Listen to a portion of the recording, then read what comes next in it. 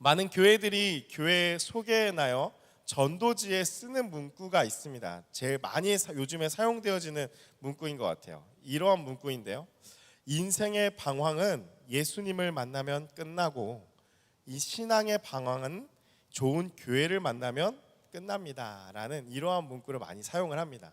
그래서 좋은 교회에다가 이제 본인들의 교회 이름을 넣어가지고 이렇게 얘기를 하죠. 신앙의 방황은 좋은 우리 금호중앙교회를 만나면 끝이 납니다 라고 이렇게 해가지고 뭐 홍보물에나 전도지에나 혹은 교회를 소개할 때 이러한 문장을 많이 쓰는 것을 보게 됩니다. 여러분, 방황은 무엇입니까? 방황은 길을 잃어버린 모습입니다.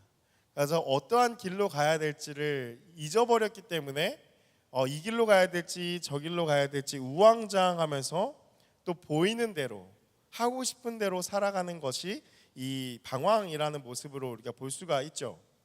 신앙의 방황은 무엇이냐? 예수님을 믿긴 하지만 여러 가지 이유들로 인해서 함께할 교회 공동체를 찾지 못한 것입니다. 그래서 내가 예수님을 믿는 그 믿음은 있는데 교회 공동체를 마땅히 정하지 못하니까 이 신앙의 방황은 이 좋은 교회를 찾지 못하니까 이제 방황하게 된다라는 거죠. 그래서 이 교회 저 교회를 방문하여 알아보고 정착하지 못하는 것을 이제 신앙의 방황으로 우리가 볼 수가 있죠. 그래서 이 좋은 교회를 만나서 함께 공동체를 이루고 또 함께 예배를 드리는 것이 참 너무도 귀한 일입니다. 왜냐하면 너무나 힘든 것이 이 신앙의 방황이기 때문이죠. 우리 청년부 안에서도 이 신앙의 방황을 끝내고 우리 피스토스 청년부에 등록하신 분들 계시죠. 너무나 귀합니다. 너무나 좋은 공동체에 오셨고 또 함께하면 좋을 것 같습니다. 인생의 방황은 무엇이죠? 인생의 방황은 내가 무엇을 해야 될지, 어떻게 해야 될지 이것을 모른 채 목적 없이 살아가는 것입니다. 그래서 무엇을 지향하면서 살아가야 할지를 모르기 때문에 눈에 보이는 대로 지금 당장 나에게 주는 즐거움, 쾌락을 쫓아가는 삶, 결국에는 중독까지 되어버리는 것, 그것을 다 방황이라는 용어 안에 넣을 수 있다는 거죠. 그래서 방황을 다시 한번 정의를 한다면 인생의 방황은요, 곧 인생의 지향성을 상실한 것이다 라고 이야기를 할 수 있습니다. 내가 무엇을 향해 가야 될지를 잊어버린 것, 그렇기 때문에 방황하게 되는 것, 쾌락 가운데 빠지는 것, 중독 가운데 빠진다라는 것이죠. 여러분, 이러한 우리의 인생의 이 방황에 대한 이유를요, 잠언에서는 이렇게 이야기를 하고 있습니다. 우리 잠언 29장 18절의 말씀인데요, 우리 자막을 통해서 같이 함께 읽겠습니다. 한번 크게 읽어주세요. 시작. 묵시가 없으면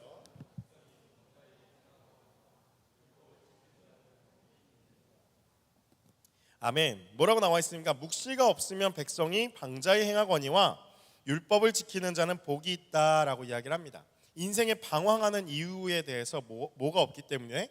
묵시가 없기 때문이라도 말하고 있다라는 것이죠.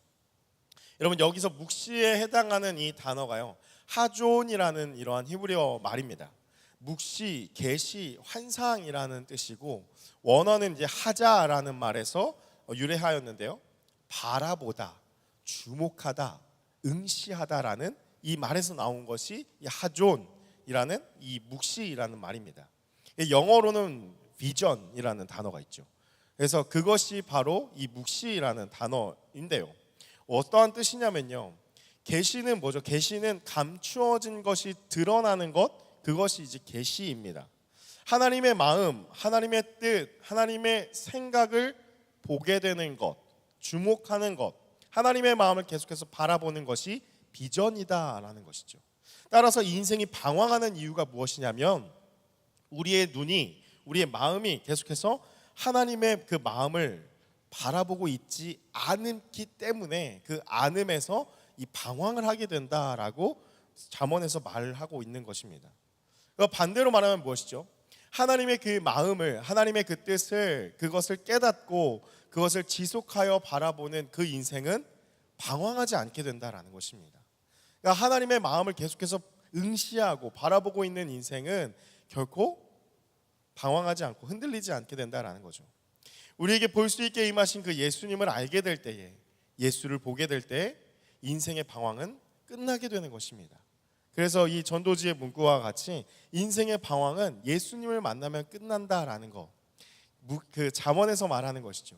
예수님을 계속 바라보고 있다면 인생이 어디로 가야 될지 모르는 그 인생길에 저 길을 향해서 가면 되겠구나라는 분명한 이정표가 세워지기 때문에 이 방황이 끝난다라는 것입니다. 그래서 우리의 마음 가운데 어떠한 삶을 살아가고 있는지, 방황하고 있지 않은지를 우리가 이 시간에 한번 돌아보았으면 좋겠습니다. 여러분, 지금 여러분의 인생은 어떠합니까?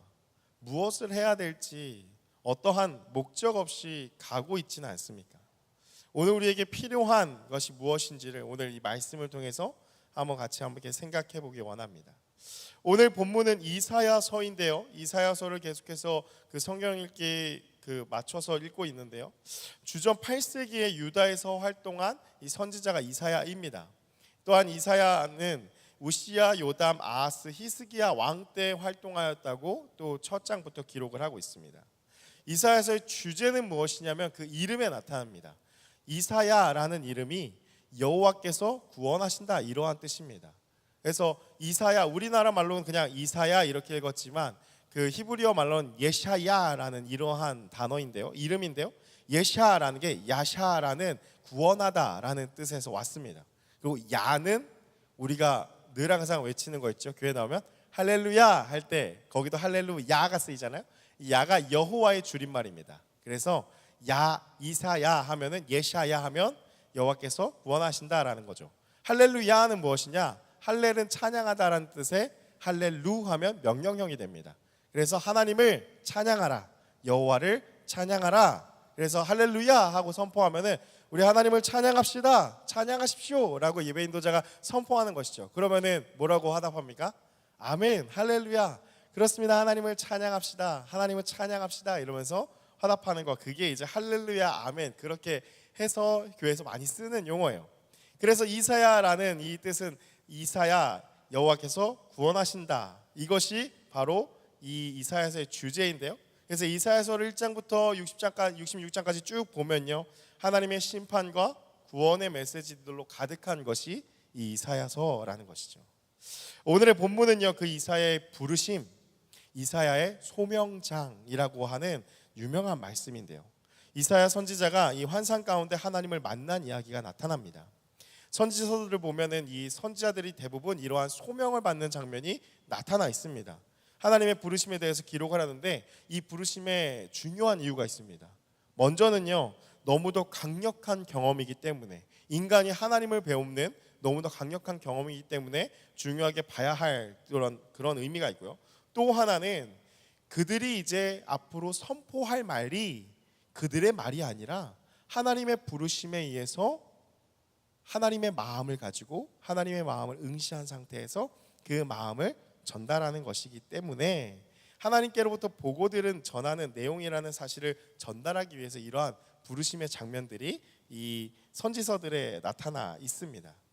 그래서 이사야의 소명이 어떻게 시작되는지 우리 말씀 구절들을 좀 같이 보면서 오늘의 말씀 함께 보겠습니다. 우리 이사야서 6장 1절부터 4절까지의 말씀인데요, 제가 한번 쭉 읽어볼게요. 여러분 다시 한번 내용을 확인해 보십시오. 우시야 왕이 죽던 해에 내가 본즉 주께서 높이 들린 보좌에 앉으셨는데 그의 옷자락은 성전에 가득하였고 스랍들이 모시고 섰는데 각기 6날개가 있어 그 둘로는 자기의 얼굴을 가리웠고 그 둘로는 자기의 발을 가리웠고 그 둘로는 날며 서로 불러 이르되 거룩하다 거룩하다 거룩하다 만군의 여호와여, 그의 영광이 온 땅에 충만하도다 하더라. 이같이 화답하는 자의 소리로 말미암아 문 지방의 터가 요동하며 성전에 연기가 충만한지라. 눈을 들어서 이사야 선지자가 보게 되었을 때 어떠한 장면을 보았는가? 하나님께서 높이 들린 보좌에 앉으신 그 환상을 보게 된 것이죠.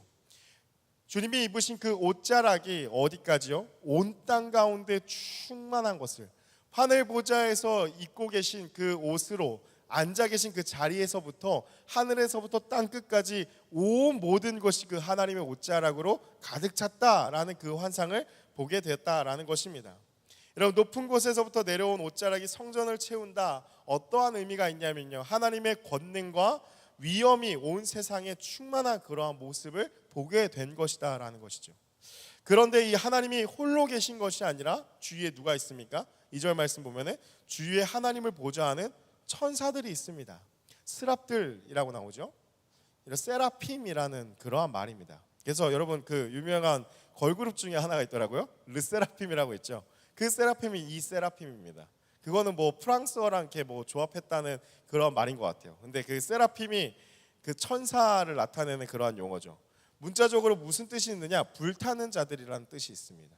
불타는 자들, 그 천사들이 주위에 하나님을 보좌하고 있다라는 것이죠. 그 천사의 수는 알지 못합니다. 가득하게 그 하나님을 둘러 있다라는 것이죠. 근데 이 천사들이 하나님 보좌 주위에서 머물러 있는데 그 천사들의 형상을 보니까 6날개가 있다라고 이야기를 하죠. 6개의 날개가 있는데 그 둘로는 얼굴을 먼저 가리고 하나님의 거룩하심 앞에 얼굴을 빳빳이 들고 있는 것이 아니라 그의 위엄, 그의 영광 앞에 천사들마저 그의 얼굴을 먼저 가리고 있고 또 2개의 날개로는 날고 2개의 날개로는 발을 가리고 있다라고 이야기를 하고 있습니다. 이 발은 수치스러운 좀 더러운 것을 상징하죠. 그래서 모든 죄와 수치를 가리고 또한 그 영광의 보좌 앞에 눈을 가리고 얼굴을 가리고 하나님 앞에 겸손하게 있는 모습입니다. 근데 그 모습으로 그냥 있는 것이 아니라 어떻게 하고 있죠? 말씀 보시면은 날면서 모든 걸 가리면서 찬양이 흘러나오는 것입니다. 이사야가 본 환상이 하나님이 높이 들린 보좌에 앉으시고 온 땅 가운데 옷자락이 충만한데 그 위에 천사들이 빼곡하게 둘러서서 하나님의 보좌 우편에서 모든 것을 가리고서 그리고서 하고 있는 것이 거룩하다 거룩하다 거룩하다 만군의 여호와여 그 영광이 온 땅에 충만하도다 거룩하다 만군의 여호와 이런 찬양들을 부르면서 그 공간이 그냥 하나님을 예배하는 자리로 가득 찼다라는 것이죠. 이사야가 바라본 모습은 어떠한 모습인가? 온 하늘과 온 땅에 하나님의 옷자락 그분의 영광 영광이라는 단어의 뜻은 무겁다라는 뜻인데 그 무거움, 힘, 영향력을 의미합니다. 그 영광이 온 땅 가운데 충만했다라는 것을 보고 있다라는 것이죠. 온 세상 가운데 하나님의 그 다스리심, 그 왕이신 하나님의 위엄이 가득하기에 하늘 아래에 있는 어떤 만물일지라도 인식하지 못함이 없이 그것들을 이사야가 바라보고 있다라는 것입니다. 다시 말하면 무엇이냐? 하나님을 예배하는 모습으로 온 땅에 충만한 것을 하나님께서 이사야의 눈을 들어서 보여주셨다라는 것입니다. 여러분 하나님께서 이사야에게 이런 환상을 보여주신 이유가 무엇일까요? 우리가 원래 거해야 할 하나님의 나라를 그의 눈을 들어서 보여주신 것이고 오늘 우리에게도 말씀하여 주시고 계신다라는 것입니다. 여러분 그래서 하나님의 나라는 보이지 않는 세계 보이지 않는 나라이지만 우리가 이 자리에 모여서 함께 찬양하고 뭐 인원도 뭐 이 정도 되는 것 같고 뭐 이러한 찬양 사운드가 나오는 것 이 곳에만 우리가 한정되어 머물러 있는 것 같지만 그렇지 않습니다. 우리가 찬양하고 예배할 때에 하늘 보좌에서도 하나님을 찬양하는 소리가 가득하고 온 땅에 가득하다라는 것을 이 이사야 선지자의 말씀을 통하여서 보여주시고 또 오늘 이 말씀을 통해서 우리로 깨닫게 하신다라는 것이죠. 여러분 그래서 이사야 43장 21절의 유명한 말씀이 우리 인생의 목적에 대해서 이사야가 이렇게 얘기를 하고 있는 거죠. 하나님을 찬양하기 위함이다. 이 백성은 나를 위하여 지었나니 하나님을 나를 찬송하기 위함이다라고 말씀하는 그 이유가 무엇이냐? 이사야가 보았더니 온 땅이 다 하나님을 찬양하는 소리로 가득한 예배하는 장소로 가득하였다. 그렇기 때문에 우리의 인생의 존재의 목적은 하나님을 찬양하는 것이다라는 것을 깨닫고 그렇게 우리에게 선포하고 말씀하고 있다라는 것입니다. 또한 시편 22편 3절에서도 이렇게 이야기를 하죠. 이스라엘의 찬송 중에 계시는 주여 주는 거룩하십니다라고 이야기를 합니다. 우리는 하나님을 찬양하는 존재이며 하나님께서는 우리의 찬양 가운데 임하신다라는 것입니다. 그래서 여러분 우리가 끊임없이 찬양하고 하나님을 높여야 되는 이유가 무엇이냐면 우리가 찬양할 때 하나님께서는 그 찬양의 소리를 들으시고 우리 가운데 임하신다라는 것이죠. 우리가 찬양하고 기도할 때 하나님의 그 나라가 우리 가운데 보이지 않는 그 하나님의 나라가 그런데 손만 닿으면 잡을 수 있는 그 나라로 우리 가운데 임하신다라는 것입니다. 사랑하는 여러분, 인생의 목적은요, 하나님을 예배하기 위함입니다. 여러분, 이것은 정말 아무리 강조해도 지나치지가 않습니다. 왜냐하면 이것이 전부이기 때문이죠. 온 땅 가운데 충만하신 하나님의 그 영광을 보고 하나님의 이름을 높이고 하나님을 찬양하는 것, 그것이 우리의 인생의 목적이라는 것입니다. 그래서 여러분, 인생이 공허해질 때는 바로 돌아와야 하는 자리가 어디냐면 예배의 자리입니다. 왜 이렇게 인생이 공허하지? 왜 이렇게 힘들지? 여러분, 어디로 가시겠습니까? 이 자리로 돌아오셔야 됩니다. 하나님을 예배하는 자리로 돌아와야지. 왜냐? 이것이 우리의 원래 인생의 목적이기 때문에, 목적성을 상실하니까 방황하는 거고 그 공허함이 나는 것이기 때문에 다시 한번 예배의 자리로 돌아와야지 회복된다라는 것이죠. 여러분, 그것이 예배, 찬양, 수련의 영적인 비밀입니다. 여러분, 이 맛을 본 사람들, 이것을 경험한 사람들은 이 자리를 떠날 수 없는 것이죠. 여러분, 그러한 경험을 해보신 게 정말 축복입니다. 수련회가 끝난 후, 예배가 끝난 후, 예배가 계속 되었으면 좋겠다. 이 수련회가 끝나지 않았으면 좋겠다. 여러분, 그러한 마음이 왜 들까?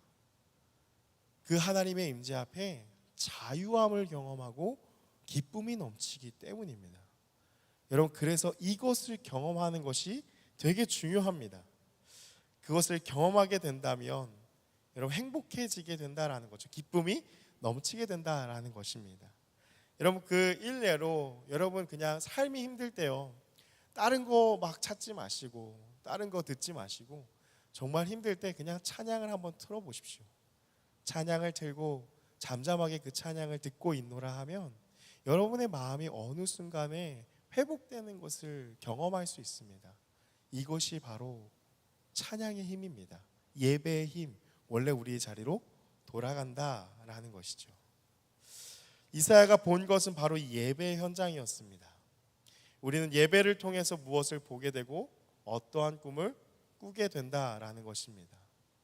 영광 가운데 계신 그 하나님을 보게 되고 그 예배의 현장을 경험하게 되니까 바로 그곳에서 비전, 하나님을 응시하며 바라보는 그 마음을 품게 된다라는 것이죠. 그 마음이 무엇이냐면 시편에서 이렇게 얘기를 하고 있네요. 시편 22편 27절 28절의 말씀인데 우리 같이 함께 읽어보겠습니다. 시작. 땅의 모든 끝이 여호와를 기억하고 돌아오며 모든 나라의 모든 족속이 주의 앞에 예배하리니 나라는 여호와의 것이요 여호와는 모든 나라의 주제심이로다. 아멘. 여러분, 예배를 통해서 우리가 무엇을 보게 되고 어떠한 꿈을 꾸게 되냐면 바로 이 시편의 말씀과 같은 고백을 하게 된다는 것입니다. 자막을 다시 한번 띄워보시면요, 여러분, 시편 22편 27절의 말씀이죠. 땅의 모든 끝이 여호와를 기억하고 돌아오며 모든 나라의 모든 족속이 주의 앞에 예배하리니. 그 하나님의 예배할 때 우리가 바라보게 되는, 이사야가 바라본 것이 무엇이었냐? 온 땅 가운데에 충만한 하나님의 사람들, 천사들, 모든 만물이 하나님을 예배하는 것을 보게 되었다라는 것입니다. 그래서 그것이 곧 나의 꿈이 되었다라는 것이죠. 지금은 그렇지 않지만 하늘나라는 그러한 곳이기 때문에 끊임없이 우리에게 말씀하시고 요구하시는 그 하나님의 나라를 내가 이루고 싶다는 그 열망, 그 갈망이 일어나는 것이 그 예배 가운데 일어나는 일이다라는 것입니다. 그래서 이 시편의 고백이 곧 우리의 고백이 된다라는 것이죠. 이런 하나님을 만나니까 사람에게 어떠한 일이 일어나게 되는가? 이사야서 6장 5절부터 7절의 말씀인데 먼저 5절 말씀 우리 같이 함께 읽어보겠습니다. 함께 읽겠습니다. 시작. 그때 내가 말하되 화로다 나여 망하게 되었도다. 나는 입술이 부정한 사람이요 나는 입술이 부정한 백성 중에 거주하면서 만군의 여호와이신 왕을 배웠음이로다 하였더라. 아멘. 여러분, 그 하나님을 예배 현장 가운데 만나게 되니까 이사야의 반응이었습니다. 뭐라고 얘기를 합니까? 화로다 나여 망하게 되었도다. 나는 입술이 부정한 사람이요 라고 고백하게 되었다라는 것이죠. 하나의 죄도 흠도 없으신 거룩하신 하나님을 뵙게 되니까, 그 하나님의 앞에 내가 서게 되니까 나의 허물과 수치가 다 드러나게 되었다라는 것입니다. 어둠 가운데 있던 사람이 빛으로 나오니까 모든 것이 다 보여진 것과 같죠. 여러분, 어둠의 특징은 무엇이죠? 뭐 그런 말을 하잖아요. 눈에 뵈는 게 없냐? 눈에 뵈는 게 없다라고 이렇게 얘기를 하잖아요. 눈에 뵈는 게 없다라는 그런 말 언제 쓰는 말이죠? 아, 왜 이렇게 사리 분별을 못해? 옳고 그름을 잘 못 가리니? 그럴 때 이렇게 너 눈에 뵈는 게 없니? 라고 이렇게 얘기할 수 있잖아요. 그렇죠? 옳고 그름을 판단하지 못한다라는 거죠. 어둠 가운데 있으면 어떻게 돼요? 아무것도 안 보이기 때문에 판단을 못한다라는 것이죠. 그래서 이게 어둠의 특징 가운데 우리가 얘기할 수 있는 한 마디인 것 같습니다. 여러분, 마치 그런 것 같아요. 주중에 비가 많이 왔잖아요. 비 오는 날 여러분 운전을 한번 해보시면, 길가에 나가보시면 일단 다 어두침침하니까, 햇빛이 비치지 않으니까. 근데 게다가 비가 막 오니까 시야를 가리잖아요. 그럼 차를 타고 가다 보면 그러한 현상들이 일어나요. 정말 비가 막 쏟아지면 아무리 와이퍼를 빠르게 해놔도 정말 한 치 앞이 안 보여서 당황하고 두려워지거든요. 왜 그러냐? 차선을 못 지켜요. 차선이 안 보이기 때문이죠. 그러면 어떻게 됩니까? 내가 지금 어디로 가는지 모릅니다. 슬금슬금 가도 어느 순간 내가 어디에 가 있는지 모릅니다. 언제 알게 됐냐? 그 비가 그치고 물이 빠지게 되면 차선이 드러나게 된다는 거죠. 그제야 비로소 내가 차선 중앙에 서 있는지, 가운데 서 있는지, 옆길에 서 있는지를 보게 된다는 거죠. 여러분, 마치 이와 같이 어둠 가운데 있는 인간 스스로는 내가 죄인인지 의인인지 절대 구분 못합니다. 그렇기 때문에 여러분, 늘 의인이라면 우리가 생각하면서 살아가지 않습니까? 우리가 삶을 살아갈 때 이 정도면 의인이지라는 것이 우리의 세상상 한 주간의 삶 가운데 마음이지 않았습니까? 그런데 예배 가운데 나아갔을 때, 하나님을 만나게 될 때 우리의 당면한 반응은 어떻게 되어지느냐? 내가 어둠 가운데 있었구나라는 것을 깨닫고 빛 가운데 나아갔을 때 그 빛 대신 예수 그리스도 앞에 나를 비추게 되니까, 아까 우리 같이 찬양하고 고백했잖아요. 빛으로 비추시네. 어둠이 물러가고, 그 어둠이 물러가고 빛으로 보게 되니까 내 내면에 민낯을 보게 되는 것이죠. 내가 이렇게 죄인이었구나. 내 내면에 있는 깊은 죄악들이 낱낱이 그의 빛 앞에서 드러나게 된다라는 것입니다. 사랑하는 여러분, 그래서 교회 공동체는 죄인 공동체라고 부르는 것입니다. 무엇이냐? 그리스도인의 시작은요, 내가 어떤 존재인지를 깨닫는 것에서부터 시작됩니다. 나는 좀 괜찮은 사람이고 더 괜찮은 사람이 되기 위해서 롤모델을 예수로 정하고 그분을 따라간다, 이것이 아닙니다. 내 예수가 좋기 때문에 간다. 그래서 그러한 책이 있습니다. Not a Fan이라는 책이 있어요. 팬인가 제자인가. 예수님을 그냥 팬심으로 쫓아가는 사람들이 있다라는 거죠. 여러분, 근데 예수 그리스도를 진짜 만나게 되는 순간부터는 어떻게 되어지는가? 내가 철저하게 죄인인 것을 깨닫게 되어집니다. 왜냐? 그 영광의 빛이 나를 비추시기 때문이죠. 내가 죄인이구나라는 것을 처절하리만큼 철저하게 고백되어지지 않는다면 아직 그리스도인의 삶이 시작되지 않은 것입니다. 그 빛이 우리 가운데 비춰졌을 때 그렇게 깨닫게 되어지고 그렇게 고백하게 되어진다라는 것이죠. 그러면 교회 공동체는 그런 죄인들만 모였기에 절망뿐인가? 그렇지 않습니다. 하나님을 만나고 죄인인 것을 깨닫게 되어졌을 때 하나님께서 어떠한 일을 행하시느냐? 6절과 7절의 말씀인데요, 우리 6절 7절 같이 함께 읽어보겠습니다. 시작. 그때 그 스랍 중에 하나가 부젓가락으로 제단에서 짚은 바 핀 숯을 손에 가지고 내게로 날아와서 그것을 내 입술에 대며 이르되, 보라, 이것이 내 입에 닿았으니 내 악이 제하여졌고 내 죄가 사하여졌느니라 하더라. 아멘. 천사가 날아와서 제단에 핀 숯을 내 입에 대었다라고 말씀하고 있죠. 여러분, 입술은 그 존재를 드러냅니다. 왜냐하면 입술에서 나오는 모든 말들은 곧 마음의 표현을 나타내기 때문이죠. 여러분, 그래서 말을 함부로 하는 것을 매우 경계해야 됩니다. 말을 함부로 하면 안 됩니다. 여러분, 그런 말 하잖아요. 에이, 말도 못해. 말이니까 그런 거지. 여러분, 말이니까 못하는 것입니다. 왜냐? 말은 그 존재를 다 드러내기 때문이죠. 그래서 여러분, 말 실수에 대해서 그냥 실수로 괜찮아라고 여기시면 안 되고요, 진정으로 사과하고 용서를 구해야 합니다. 왜냐하면 그 말이 되게 중요하기 때문이죠. 뭐 이거는 잠언이나 야고보서나 엄청 강조하고 있는 메시지죠. 그 입술 가운데 거룩한 불인 이 제단의 핀 숯을 대니까 모든 부정한 것들이 태워지고 죄 사함을 받았다라는 것입니다. 하나님 앞에서 내 존재를 깨닫게 되고 관계가 회복되었다라는 것이죠. 그동안 듣지 못하였던 그 하나님의 마음이 들려오기 시작하는데 그것이 마지막 이 8절의 말씀입니다. 우리 마지막 8절의 말씀 같이 함께 우리 큰 목소리로 함께 읽어보겠습니다. 시작. 내가 또 주의 목소리를 들으니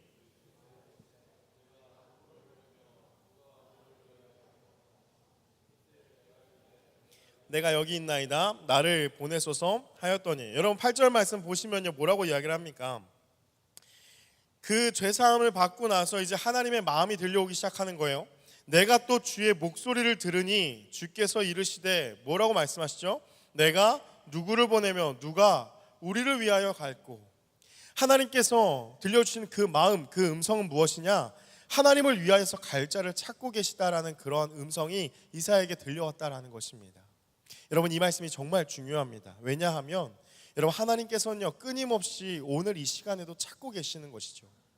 누가 우리를 위하여, 내가 누구를 보내며 누가 우리를 위하여 갈고 끊임없이 말씀하십니다. 하나님을 위할 자들을 찾고 계십니다. 하나님의 마음, 그 하나님의 메시지를 전달할 자를 찾고 계시다라는 것입니다. 여러분 어떤 마음이죠? 아까 시편의 말씀의 고백처럼 땅의 모든 끝이 여호와를 기억하고 돌아오는 것을 원하시는 그 마음입니다. 다시 말하면요 하나님은 결코 한 번도 하나님의 꿈인 하나님의 나라를 포기하지 않으십니다. 구약 성경에서부터 그렇고 예수님이 오심도 뭐였죠? 하나님의 나라 때문에 오셨죠. 하나님은 끊임없이 하나님의 나라를 확장시키시고 완성시키시기 위해서 그 하나님의 열정은 끊이지 않는다라는 것이죠. 오늘날 이 시간에도 하나님은 끊임없이 우리를 향해서 부르십니다. 내가 누구를 보내며 누가 우리를 위하여 갈고. 그 목적은 무엇이냐? 하나님의 나라를 확장시키기 위해서 하나님은 하나님의 사람을 쓰시는데 어떠한 사람을 쓰시느냐? 그 하나님의 마음, 그 하나님의 메시지, 그 음성을 듣는 자를 쓰신다라는 것입니다. 그래서 오늘도 변함없이 하나님께서는 끊임없이 우리에게 내가 누구를 보내며 누가 우리를 위하여 갈고 말씀하고 계신다라는 것이죠. 사람을 통해서 그 마음을 전달하시고 사람을 통해서 그 일을 행하시기 때문입니다. 하나님의 나라로 땅의 모든 영혼을 들어보내시기 위해서 그렇게 외치신다라는 것이죠. 여러분 그래서 바울은요 그 부르심에 대해서 로마서 1장 6절에 이렇게 이야기를 합니다. 우리 자막을 통해서 같이 함께 읽어보겠습니다. 시작. 너희도 그들 중에서 예수 그리스도의 것으로 부르심을 받은 자니라. 아멘. 여러분 부르심을 받았는데 어떻게 부르심을 받았다고요? 예수 그리스도의 것으로. 그래서 교회는 그리스도인은 주님의 것이다 라는 것이 여기서도 볼 수 있는 것입니다. 여러분 하나님의 부르심은 어떠한 부르심인가? 어떠한 자들을 찾고 계신가? 바로 주님의 것을 찾고 계시다라는 것이죠. 하나님을 만나면요 내가 어떻게 되죠? 내가 어떤 존재인지 무엇을 해야 하는지를 명확하게 깨닫게 되는 것입니다. 그래서 방황이 다 끝난다라는 것이죠. 여러분 동일하게 예수님은 어떻게 말씀하셨죠? 그 부르심에 대해서 오늘의 암송 구절인데요. 마태복음 28장 19절 20절 우리 같이 함께 한 목소리로 읽어보겠습니다. 시작. 그러므로 너희는 가서 모든 민족을 제자로 삼아 아버지와 아들과 성령의 이름으로 세례를 주고 내가 너희에게 분부한 모든 것을 가르쳐 지키게 하라. 볼지어다 내가 세상 끝날까지 너희와 항상 함께 있으리라 하시니라. 아멘. 사랑하는 여러분 무엇이죠? 복음을 전하는 것입니다. 여러분 복음을 전한다는 것은요 우리가 원래 하나님을 예배하는 자로서 서 있는데 예배하지 아니하는 자들을 향해서 우리 함께 모여서 하나님을 예배합시다라고 전하는 것이 복음을 전하는 것입니다. 다시 한번 말하면 복음을 전하고 그 복음으로 회복했다라는 것은 무엇이냐? 우리가 원래 있어야 될 그 자리로 초청하여 불러들이는 것입니다. 어디죠? 하나님을 예배하는 자리입니다. 우리는 원래 하나님을 예배하는 존재입니다. 우리 같이 모여서 하나님을 예배합시다 라고 부르는 것이 복음을 초청하는 것, 전도하는 것, 선교의 목적이다라는 것이죠. 여러분, 단순히 선교와 전도가 그냥 예수 믿으세요 쿡쿡 찌르고 우리 교회 한번 와봐 이게 아니라 그 궁극적인 목적은 무엇이냐면 내가 경험한 그 예배 안에서의 자유함, 그 기쁨, 하나님을 만났을 때 내 영혼이 자유해지는 그 하나님의 영광을, 온 땅 가운데 충만한 그 하나님의 영광을 보니까, 이 이사야가 그 하나님의 영광을 보게 되니까 내가 죄인인 것을 깨닫게 되어지고 죄 사함을 받게 되어지고, 그리고 나서 하나님의 음성이 들려오는 거예요. 내가 누구를 보내면 누가 우리를 위하여 갈고. 그러니까 이사야가 뭐라고 대답합니까? 8절 마지막에 내가 여기 있나이다, 나를 보내소서. 여러분, 그래서 예배의 감격, 예배의 기쁨, 예배 안에서의 자유함, 예배 안에서의 하나님을 만나지 않은 그러한 자들은 전도하기, 선교하기가 어려운 것입니다. 부끄럽죠. 왜냐? 위축되는 것입니다. 그 확신이 없기 때문이죠. 그러나 이 예배에서 그 하나님을 만나고 경험했다면 외면할 수 없는 그 하나님의 음성을 듣게 됩니다. 내가 누구를 보내며 누가 우리를 위하여 갈고. 하나님께서 오늘도 여러분의 마음 가운데 그렇게 부르고 계시는 것입니다. 그럴 때 우리가 어떻게 반응해야겠습니까? 오늘 이사야의 반응은 주님, 내가 여기 있습니다, 나를 보내소서. Here am I, send me 한 것입니다. 여러분, 히브리어는 히네니라는 단어입니다. 히네니, 샬라헤니라는 이러한 말이에요. 주님, 제가 여기 있습니다. 그 어린아이들 여러분 한번 보시면은 유아유치부들 이렇게 보면요, 뭐 할 사람 그러면은 뭐 하고 싶은 애들 있으면 저요 이렇게 손드는 거 있잖아요. 저요 여기 바로 이런 모습입니다. 누구를 보내며 누가 우리를 위하여 갈고. 하나님의 음성에 이사야의 반응은요, 하나님 저 여기 있어요. 여기 제가 할게요, 제가 하겠습니다 하는 것이 이 이사야의 내가 여기 있나이다, 나를 보내소서라는 그러한 응답이었다라는 것입니다. 사랑하는 여러분, 말씀을 마무리합니다. 여러분의 삶은 지금 어떻습니까? 여러분은 지금 그 부르심에, 하나님의 그 음성에 응답하고 계십니까? 아니면 방황하고 계십니까? 인생의 어떠한 의미를 발견하지 못하고 하루하루를 무기력하게 살고 있지는 않으십니까?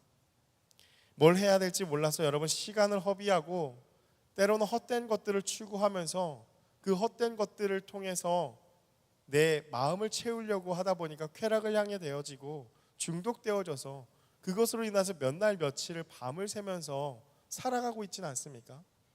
그게 돈이 될 수도 있고 일이 될 수도 있고 그게 어떤 게임이나 취미가 될 수도 있죠. 여러분, 그 안에서 우리는 무엇을 자꾸 덮으려고 하고 있습니까? 사실 내 마음의 공허함을 자꾸 덮으려고 그 모든 것들을 행하고 있지는 않습니까? 그 방황하는 가운데, 그 중독 가운데 여러분, 하나님의 소리는 어떻습니까? 내가 누구를 보내며 누가 우리를 위하여 갈고. 오늘도 하나님은 끊임없이 우리에게 말씀하여 주신다라는 것이죠. 여러분, 수련회도 갔다 오고 예배도 드리고 할 때 삶의 현장으로 돌아갔을 때 우리를 좌절시키는 것이 무엇이죠? 다시 그 삶의 현장에 내가 수련회 가기 전과 다를 바 없는, 예배를 드리기 전과 다를 바 없는 그때로 돌아갔을 때 그것이 우리의 마음을 좌절시킵니다. 우리의 삶을 자꾸 되돌아가게 될 때에 그때 어떻게 해야 될까요? 이런 눈을 들어서 하나님을 바라봐야 한다라는 것입니다. 인생의 방황을 멈춰야 합니다. 여러분이 원래 있어야 할 그 자리는 하나님을 예배하는 자리이기 때문입니다. 여러분, 하나님께서는요 그 자리로 여러분을 부르고 계십니다. 여러분, 그 예배하는 자리가 어디입니까? 여러분, 예배하는 자리는요 바로 지금 여러분이 있는 그곳입니다. 하나님께서 여러분이 지금 있는 그 가정에, 그 직장에, 그 학교에, 그 상황에, 그 환경에 하나님께서 그곳으로 부르신 것입니다. 여러분, 하나님이요 갑자기 막 환상 가운데 나타나셔서 너 아프리카 가라, 여러분 이렇게 말씀 안 하십니다. 정말 극적으로 그렇게 행하시는 일도 있죠. 바울과 같이 건너와서 우리를 도우라 보여주시는 것도 있죠. 그러나 그 아프리카까지 가기 위해서는요, 하나님께서 한 번에 그냥 갑자기 딱 나타나셔서 말씀하시는 게 아니라요, 계속해서 찌르시는 메시지가 있습니다. 아프리카에 관련된 어떠한 것들을 보게 된다든지, 어떠한 것들을 품게 된다든지, 어떤 소식을 듣게 된다든지, 끊임없이 그래서 가야 될 것 같은데 라는 것을 여러 방면으로 확인시키신다라는 거죠. 여러분, 그러기 전까지는 여러분이 보내신 곳이 어디이냐? 바로 여러분이 지금 거하고 있는 삶의 자리입니다. 여러분의 가정으로 보내셨고 직장으로 보내셨습니다. 그곳에서 어떻게 한다고요? 우리 센트럴 예배만 나와서 예배하는 이곳이 아니라요, 여러분의 그 삶의 자리에서 하나님은요, 여러분 한 사람 한 사람이 예배하기를 원하십니다. 그곳에서 하나님의 이름을 높이기를 원하고 그곳에서 하나님의 나라를 만드시기를 원하는 것입니다. 여러분의 직장에 있는 동료들, 학교에 있는 친구들, 친구라는 표현도 요즘에 좀 어렵죠. 학교에서 함께 공부하는 여러분의 메이트들이요, 외면해야 될 대상이 아니라 하나님께서 함께 예배하도록, 함께 하나님을 만나도록 여러분의 삶을 통해서 그 하나님이 드러나기 원하시는 것, 그것이 바로 오늘 이사야가 본 환상 가운데 우리에게 주시는 하나님의 마음인 것입니다. 여러분, 하나님께서는 여기 있는 단 한 사람도 그냥 살게 하시지 않으셨습니다. 하나님의 메신저로 우리 한 사람 한 사람을 부르셨습니다. 우리는 쓸모가 있냐 없냐, 유스풀로 사람을 판단하죠. 그렇지 않습니다. 하나님께서는 장애가 있거나 조금 부족하거나 못나거나 상관없습니다. 그 자리에 존재하는 그 이유는 그 하나님의 사랑을 전하기 위해서입니다. 그 하나님의 아름다움을 드러내기 위해서입니다. 그 하나님을 예배하기 위해서 우리를 지으셨다는 사실입니다. 하나님의 메시지를 전한 자로 부르셨고 그것을 세우는 존재가 바로 우리 한 사람 한 사람입니다. 여러분, 그 부르심에 반응하여서 내가 여기 있습니다, 응답하며 살아갈 수 있는 우리 모두가 되기를 주님의 이름으로 축복합니다.